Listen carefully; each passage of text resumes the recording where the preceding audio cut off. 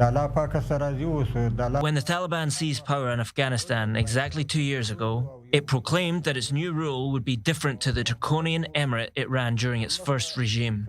But Afghan women quickly learned that these were mere words. In its latest tightening of the restrictions on women's rights, the extremist Sunni government barred dozens of young women from traveling abroad to study. Right now in the airport, but unfortunately the government don't allow us to go to Dubai, because they don't allow those who have a mahram. A mahram, a male relative acting as an escort, and a requisite for women to travel, one of the policies instituted by the Taliban since Kabul fell.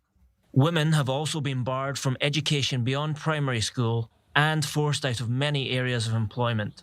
This is the worst example of the abuse of human rights against girls and women around the world.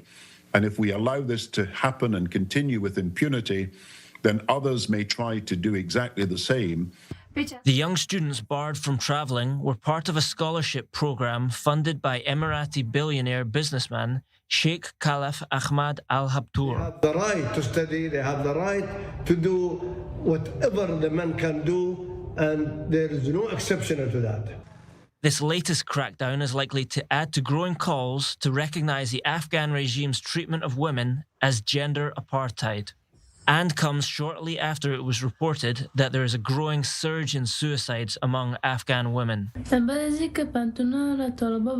After the Taliban banned girls from universities and announced that girls can no longer continue our education, I felt so upset. Day by day, my mental health deteriorated. I was so depressed. I felt like a bird stuck in a cage, one that has lost all her happiness.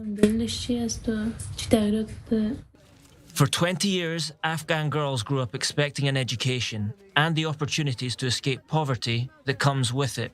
Many are struggling to cope with the reality left over by the West's abandonment of the country. With little leverage over the Taliban, the regime is left mostly unchecked by the international community. When they see the student visa and the student ticket, they don't allow us. I don't know what to do. Please help us. While this continues, Afghan women and girls will pay the heaviest price.